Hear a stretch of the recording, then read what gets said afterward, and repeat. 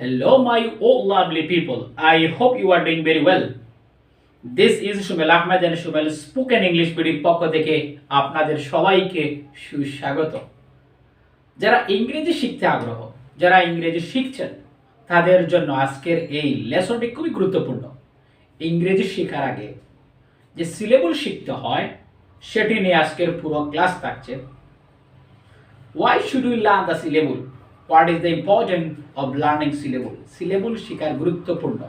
কেন বা আমরা সিলেবল শিখব? সেটি আজকের এই ক্লাসে বিস্তারিত আলোচনা করা হবে। যদি আপনাদের ভালো লাগে তাহলে দেখতে থাকেন, আর দেখতে দেখতে শেখা হয়ে যাবে। So now we're talking, keep watching till the end. প্রথমে বোর্ডে লেখা রয়েছে শব্দাংশ। সিলেবল। সিলেবল হচ্ছে শব্দাংশ। সিলেবল ইংরেজি শব্দ যার অর্থ হচ্ছে শব্দাংশ। যদি এর সংজ্ঞা বলে সিলেবল, দেখেন ওয়ার্ডের যে অংশটুকু একবার উচ্চারিত হয় তাকে সিলেবল বা শব্দাংশ বলে। অর্থাৎ যে জিনিসটি বোঝা গেল, একটি ওয়ার্ডের অর্থাৎ যে কোনো ওয়ার্ডের হতে পারে লম্বা অথবা ছোট, ওয়ার্ডের যে অংশটুকু একবার উচ্চারিত হবে তাকে সিলেবল বলে বা শব্দাংশ। যেমন উদাহরণস্বরূপ যদি আমরা দেখি, ব্রাদার এটি একটি শব্দ। যদি এটিকে ব্যঙ্গে আমরা উচ্চারণ করি তাহলে এখানে দুটি সিলেবল রয়েছে, ব্রা যোগ দা, ব্রাদার। দুটি শব্দ একসাথে, ব্রাদার যার অর্থ হচ্ছে ভাই, মাদা যার অর্থ হচ্ছে মা। দুটি শব্দ অর্থাৎ ডাইসিলেবল, দুই দ্বিস্বর বিশিষ্ট শব্দ। এরপরে যেটি রয়েছে উদাহরণ, ফ্যান্টাস্টিক। তিনটি, ফ্যান একটি, টাস্টিক তিনটি, এই তিনটি শব্দ মিলে একটি শব্দ হয়েছে ফ্যান্টাস্টিক। তিনটি একসাথে উচ্চারণ হয়ে ফ্যান্টাস্টিক হয়েছে। এইভাবে ব্যঙ্গে একটি শব্দকে ব্যঙ্গে উচ্চারণ করাকে সিলেবল বলে। ইংরেজিতে সঠিক প্রোনাউন্সিয়েশন করার ক্ষেত্রে সিলেবল শেখা অত্যন্ত গুরুত্বপূর্ণ একটি বিষয়। যারা সিলেবল সম্পর্কে খুবই দক্ষ তারা ইংরেজি শব্দ উচ্চারণ বা প্রোনাউন্সিয়েশনের ক্ষেত্রে তারা খুবই পারদর্শী হয়। সেই জন্য যারা সিলেবল সম্পর্কে ধারণা নেই তাদের জন্য আজকের ক্লাস খুব ইম্পর্টেন্ট।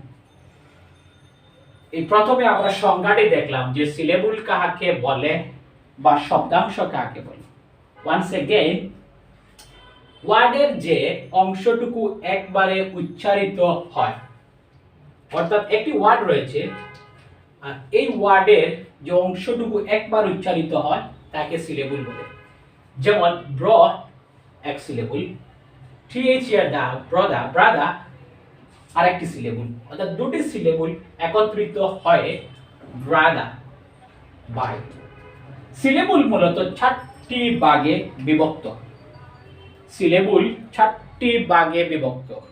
প্রথম যে সিলেবলটি রয়েছে বাংলায় হচ্ছে এক স্বর বিশিষ্ট, এরপরে হচ্ছে দ্বিস্বর বিশিষ্ট, 3 স্বর বিশিষ্ট, 4 নাম্বারটি হচ্ছে বহু স্বর বিশিষ্ট। যার ইংরেজি অর্থ হচ্ছে, প্রথমে লেখা রয়েছে এখানে দেখেন, মনোসিলেবল, এক স্বর বিশিষ্ট শব্দ। অর্থাৎ এই মনোসিলেবলের যে সকল ওয়ার্ড থাকবে শুধু একবার উচ্চারণ বা উচ্চারিত হবে, সেই জন্য একে এক স্বর বিশিষ্ট অথবা মনোসিলেবল বলে। এরপরে যেটি রয়েছে ডাইসিলেবল। ডাইসিলেবল হচ্ছে দ্বিস্বর বিশিষ্ট, অর্থাৎ যে ওয়ার্ড দুটি দুবার উচ্চারিত হবে এটি হচ্ছে দ্বিস্বর বিশিষ্ট, দ্বিস্বর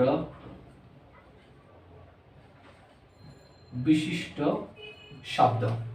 অর্থাৎ এই ডাইসিলেবলের মধ্যে যে সকল শব্দ থাকবে এই শব্দগুলো দুবার উচ্চারিত হবে এজন্য এটিকে বলে ডাইসিলেবল অথবা দ্বিস্বর বিশিষ্ট। এরপরে রয়েছে ট্রাইসিলেবল অর্থাৎ তিন স্বর বিশিষ্ট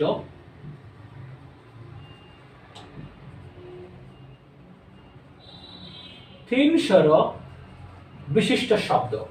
এই ট্রাইসিলেবলের মধ্যে যে সমস্ত ওয়ার্ড বা শব্দ থাকবে এই ওয়ার্ডগুলো তিনবার উচ্চারিত হবে, সেই জন্য ট্রাইসিলেবল অথবা তিন স্বর বিশিষ্ট শব্দ বলে।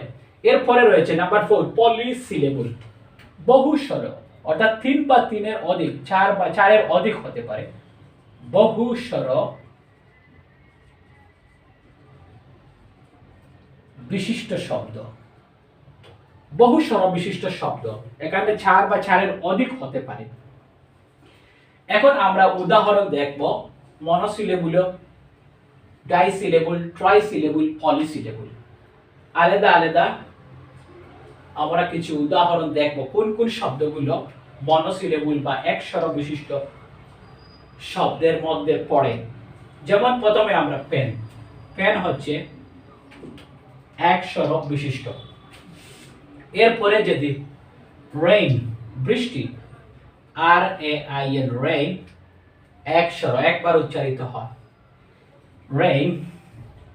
এরপরে সেট এক স্বর বিশিষ্ট, কুল, রুম এগুলো হচ্ছে এক স্বর বিশিষ্ট, কুল, রুম। এরপরে হচ্ছে হ্যান, মুরগি, হ্যান এক স্বর বিশিষ্ট।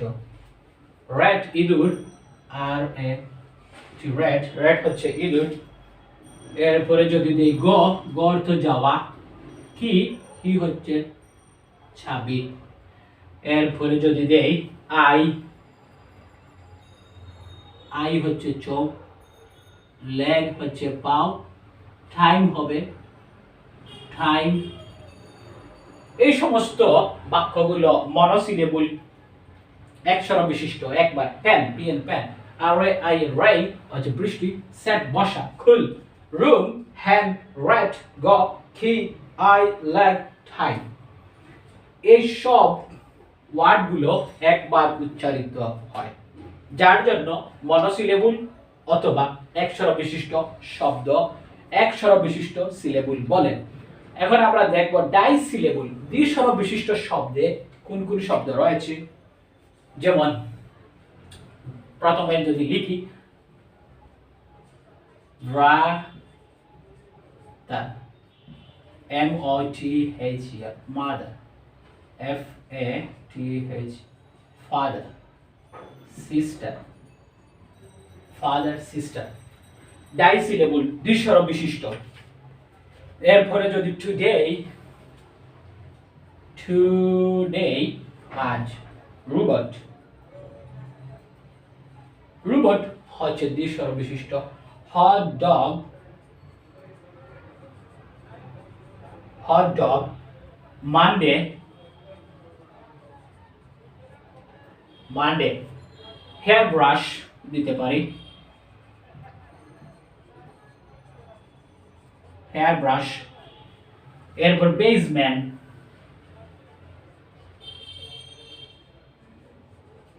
Sorry basement, B-A-S-E, base, M-E-N-T, basement. দেখেন robot, robot, hot dog, Monday, hair brush, basement, basement. এরপরে যদি দেই হিস্ট্রি, হিস্ট্রি, হিস্ট্রি। এরপরে হচ্ছে table, table, tiger, tiger.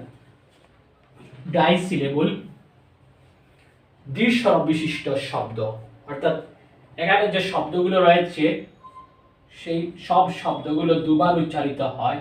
Mother, father, sister. Today দুবার উচ্চারিত হয়েছে। হিস্ট্রি, হিস্ট্রি দুবার উচ্চারিত হয়েছে, যার জন্য দ্বিস্বর বিশিষ্ট অথবা ডাইসিলেবল বলে। এখন আমরা দেখব তিন স্বর বিশিষ্ট অথবা ট্রাইসিলেবল। যার ইংরেজি অর্থ হচ্ছে ট্রাইসিলেবল। এই ট্রাইসিলেবলের মধ্যে যে ওয়ার্ডগুলো থাকবে সেই ওয়ার্ডগুলো 3 বার উচ্চারিত হবে। যেমন প্রথমে যদি দেই ফ্যান্টাস্টিক, দেখেন ফ্যান একটি টাস একটি টিক একটি ফ্যান্টাস্টিক। Banana, VANN banana. এরপরে যেটি রয়েছে ফার্নিচার, ফার্নিচার ফার্নিচার তিনটি। এরপরে যদি neighbourhood, NEIGH neigh BOURHOOD neighbourhood, 3 স্বর বিশিষ্ট neighbourhood. Butterfly, BUTTER butter FLY butterfly. এরপরে umbrella, umbrella umbrella umbrella. Telephone দিতে পারি TELE PHONE telephone umbrella telephone. Computer computer computer telephone computer umbrella. এরপরে হচ্ছে diploma,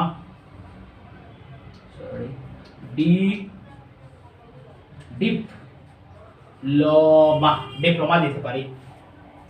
furniture diploma. Lemonade, LEMON lemon NAD lemonade lemonade. দেখেন banana তিনটি, furniture তিনটি 3 বার উচ্চারণ। নেইবারহুড, বাটারফ্লাই, আমব্রেলা 3 বার। Telephone computer diploma, lemonade. এই সমস্ত 1 2 3 4 5 6 7 8 9 10 এই 10টা শব্দ কিন্তু 3 বার উচ্চারণ করা হয়, যার জন্য ট্রাইসিলেবল বলে। এখন আমরা দেখব পলিসিলেবল অর্থাৎ বহু স্বর বিশিষ্ট। এই পলিসিলেবল রয়েছে 4 বা 4 এর অধিক, যেটি দেখব। প্রথমে যদি দেখি polysyllable, satisfactory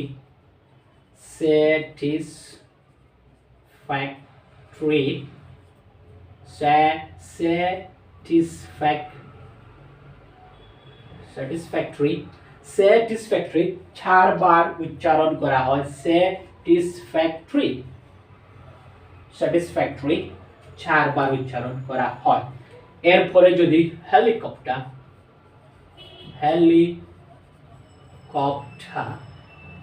supermarket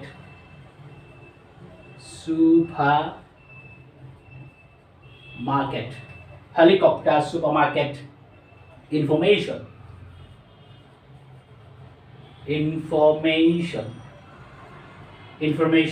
impossible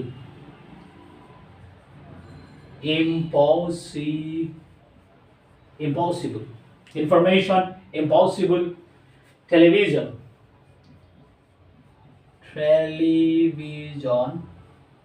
information television। এরপরে মাল্টিপ্লিকেশন যদি দিই, গুণ মাল্টিপ্লিকেশন